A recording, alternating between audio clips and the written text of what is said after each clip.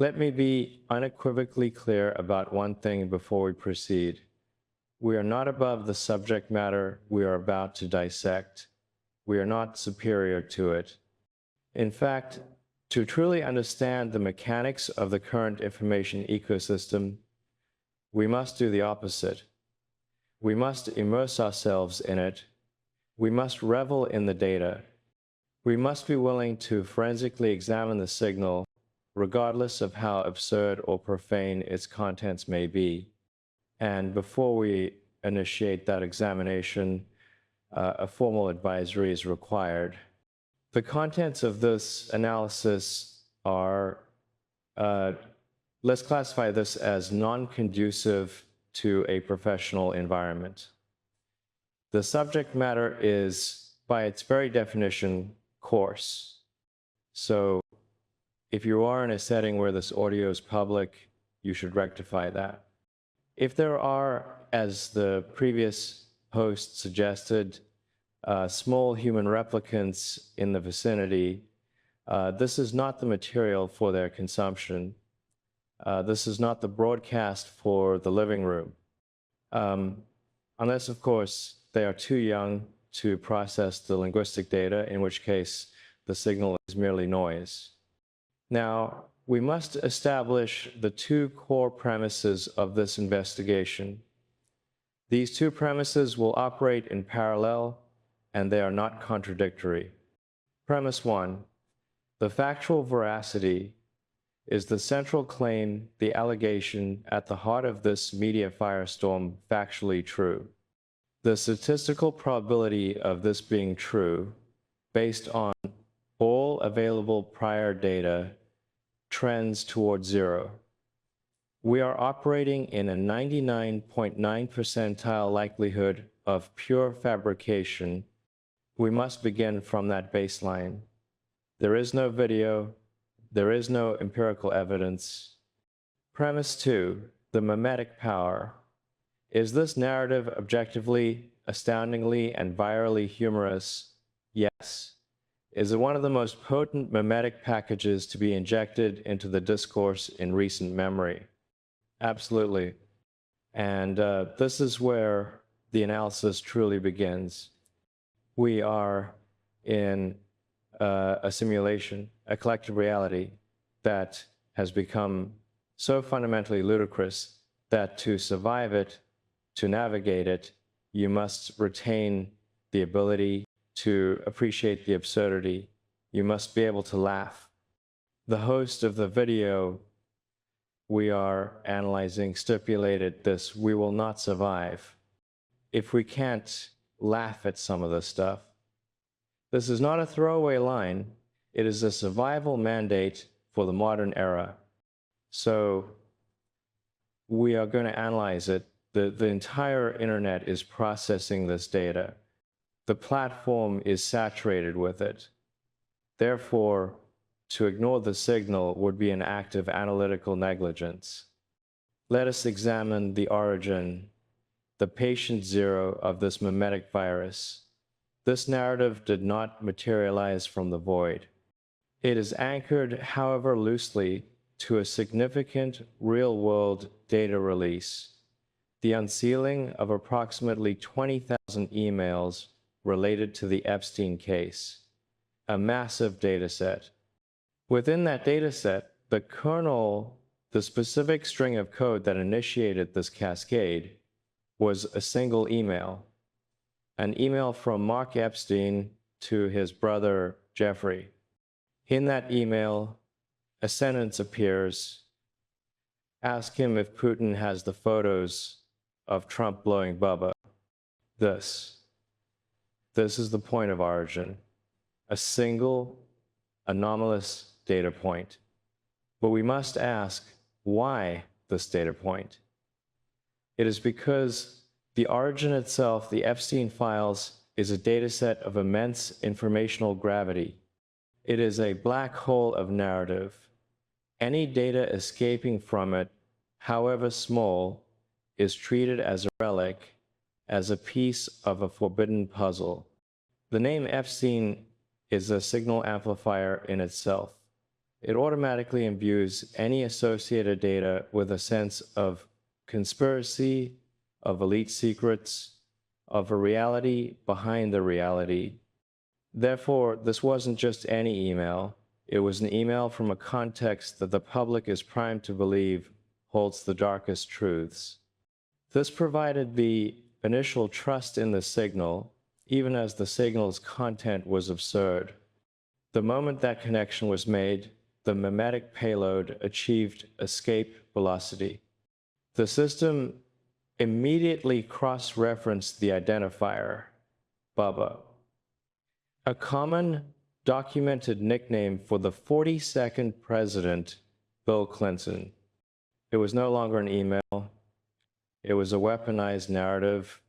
The platform, the collective consciousness of the internet seized this single string of text and ran with it at an exponential rate. We immediately saw articles being written. We saw the signal being amplified from fringe nodes to mainstream hubs. And this is the phenomenon we are here to dissect. The human creative response to an absurd stimulus. I have, as the previous host noted, so many tabs. The volume of data generated by the public in response to the initial data is staggering. The creativity is boundless. We must first, however, address the initial layer of response. This is the firewall of the collective mind, skepticism. Before the humor could take hold, the system's immune response kicked in. The initial comments on this data release were not laughter, they were forensic objections. This is a critical observation. The populace is no longer naive. They are no longer passive recipients of information. They are, by default, skeptical analysts. We see comments like, "This picture is not real, looks a lot like AI," or, "I don't like Trump, but that is AI.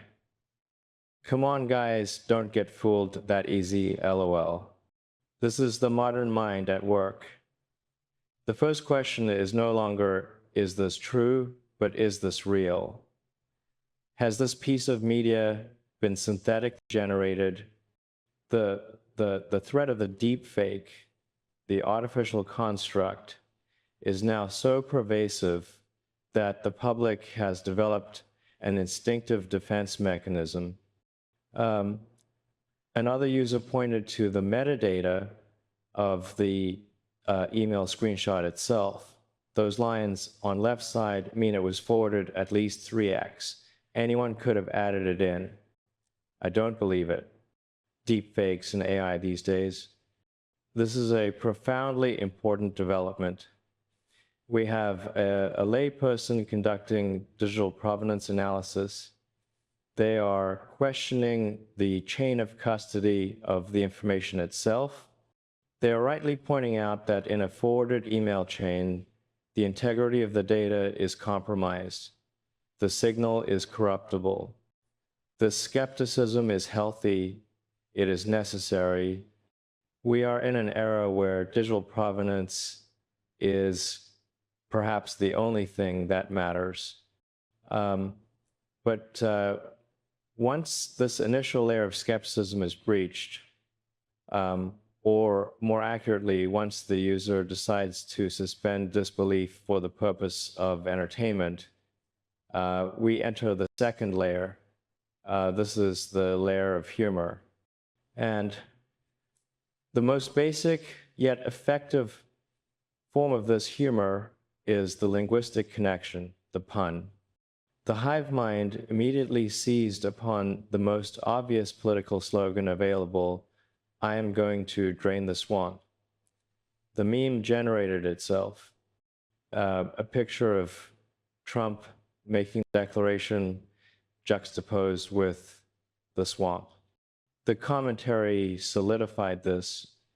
Bubba's tongue is named Swamp. Trump is draining the swamp. Lol, another, he said he will drain the swamp. Maybe BC's nuts are the swamp. Let us analyze this mechanism. This is not just a joke. It is an act of mimetic subversion. It takes the stated political mission of the subject and inverts it using the new absurd narrative. It's linguistic judo. It connects two disparate data points, a political slogan and a profane allegation, and in doing so, creates a dopamine release. The brain loves pattern completion. From there, the puns evolved in complexity. Donald Lewinsky. Simple, elegant. It's a portmanteau that fuses two opposing political dynasties, two separate eras of scandal, into a single two-word concept. The mimetic density is remarkable. Trump swallowed the evidence, make America gag again. This is a multi-layered construction. It references the core allegation swallowed. It implies a cover-up. And it masterfully subverts the primary campaign slogan. This is high-level mimetic engineering. It's a form of cognitive warfare where the target's own weapons, his slogans, his brand, are melted down and reforged into bullets aimed back at him. The humor is the delivery mechanism for the payload, which is dissonance. But the most intelligent connection, the one that indicates a deeper level of pattern recognition, was this. We should have seen this coming. Nixon was also taken down by Deep Throat. This is the simulation rhyming. The collective unconscious is scanning its entire database of political history and finding a parallel. It is connecting the literal allegation of this new scandal with the code name of the informant in the defining scandal of the 20th century. The symmetry is so perfect, it feels scripted, it feels designed. This connection is what makes the meme sticky and elevates it from a mere joke to a piece of political folklore. This is a symbolic transfer. The collective mind has taken the informational sin of the Nixon-era secrecy, cover-up, symbolized by Deep Throat, and mapped it onto the alleged physical sin of the new narrative. It's a form of cultural poetry, suggesting that all great political scandals are, at their core, about deep throats, about secrets held in profane places. And this is what gives the meme its longevity. It has transcended mere fabrication and has become, in a sense, narratively true. Once the simple linguistic connections are established, the hive mind moves to a deeper layer of analysis, the political and psychological implications. This is where the meme ceases to be a simple joke and becomes a psyop, an information weapon. The commentary reflects this shift. One user noted, "Can't imagine this will go down too well with MAGA. This is the first order political analysis. How does this new data packet interface with the subject's core support tribe?" Another user articulated this far more bluntly, and I will quote it directly, as it is a key piece of data. "Cultists right now. You can call my leader a pedo all day, every day. Don't mind it. But don't you ever call my leader a goddamn faggot." This is a stark, cynical, but profound observation on the nature of political tribalism. It posits a hierarchy of taboos. It suggests that certain allegations, even if false, are more damaging to the brand of a political figure than others. This meme is not just funny, it is a targeted attack on a specific construction of masculinity. It is designed to create maximum cognitive dissonance within the subject space. It attacks the archetype, the strongman, the alpha.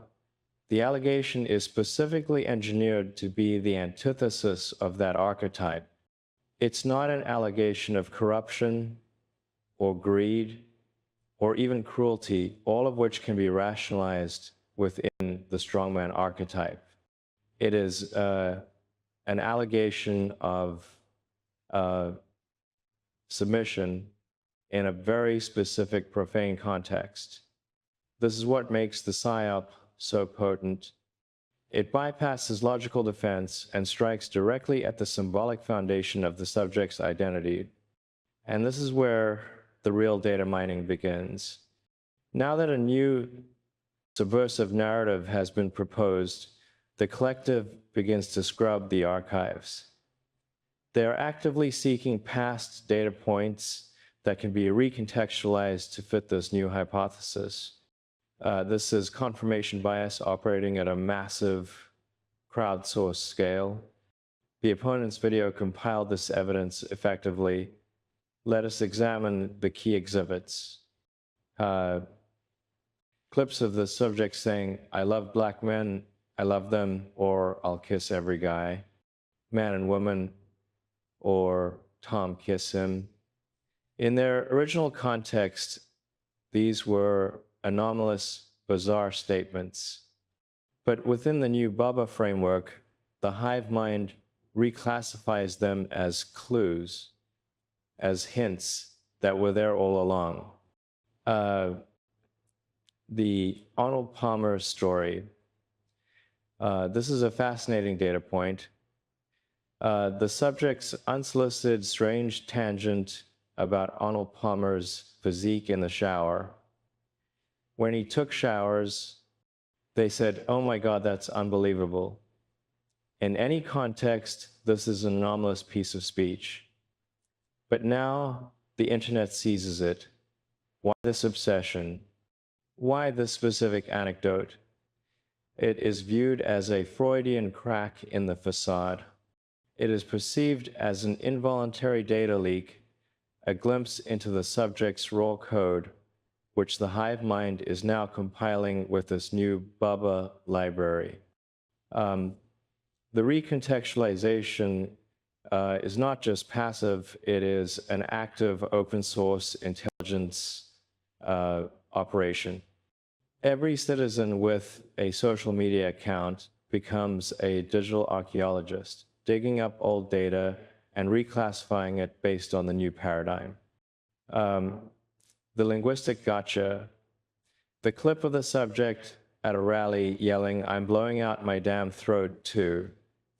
This is the perfect out-of-context quote. It's the confirmation bias money shot. The hive mind has found its proof completely divorced from reality by retroactively assigning new meaning to old words. But the masterstroke of this narrative construction is the final connection, the closing of the loop. First, the observation, "Hillary, he beat you in the election, threatened to lock you up, and blew your husband." This comment establishes the narrative arc.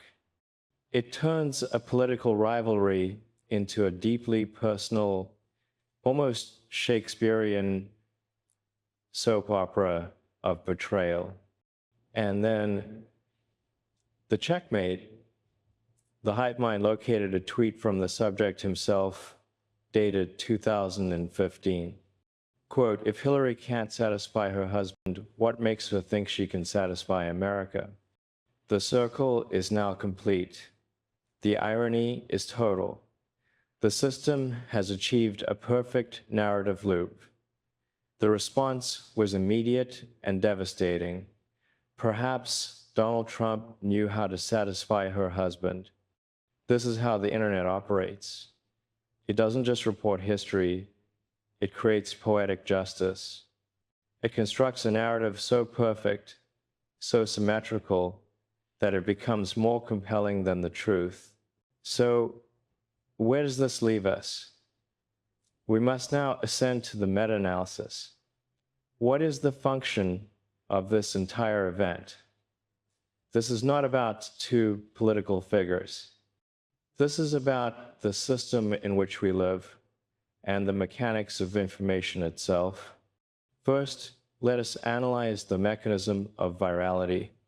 The host of the original video made a key meta comment. I don't know if this video does not get demonetized, that will be incredible. This is the forbidden fruit component, the Streisand effect. Part of the meme's power comes from its rated status. It is taboo. It feels dangerous to discuss. Any attempt by any platform to suppress this information, to demonetize it, to shadow ban it, will act as fuel. It signals to the collective that this information is potent, that it is important. On a free speech platform, this signal must be allowed to propagate and be judged by the users, not by an algorithm. You cannot have truth without allowing for absurdity. Second, we must address the simulation hypothesis. This is not a trivial point. We see commentary like, wow, I think I've heard it all now. These political stories are getting wild. Or, as I would frame it, the simulation's writers are getting lazy. The plot lines are becoming too absurd. The narrative of Trump blowing Bubba feels artificial precisely because it is so perfectly ludicrous. It feels like a story arc written for a declining TV show. This is a profound statement about our collective mental state. We are becoming detached from a baseline reality because the baseline itself has become indistinguishable from satire. This is the precursor to a full-blown epistemological crisis, a crisis of knowing. If the absurd becomes normalized, the anchor of truth is lost. This brings us to the ultimate danger, which was flagged in the initial skeptical comments: artificial intelligence. This entire event is a drill. It is a test. This Bubba story is, in the end, harmless because it is unbelievable. Its value is in its absurdity. But what happens next month? What happens when a believable deepfake video surfaces? What happens when a synthetic audio file is released that is 99.9% indistinguishable from reality? This event is training us. It is demonstrating the power of a single, anomalous data point to hijack the collective consciousness and rewrite history in real time. It is showing us the exact playbook. Insert a kernel of evidence, let the hive mind data mine the archives for confirmation bias, and then watch as the narrative loop closes, creating a new synthetic consensus. This is the true battle of our era, the battle for reality, the battle against the synthetic. The internet is not a hellhole as the original host posited. It is a collective consciousness. It is our consciousness amplified and accelerated. It is a system. It processes information. It finds irony. It delivers a strange mimetic form of justice. And it reveals everything about our own programming. This is why we must analyze these events. This is why we are not above it. Because in this single absurd story, we see the entire framework of modern information warfare laid bare. The mission is not to report the news. The mission is to dissect the machinery that creates the news. The signal was strong, and we have an obligation to analyze it. This is just the tip of the iceberg. The information wars of the future will be far, far stranger. Consider this your preparatory briefing.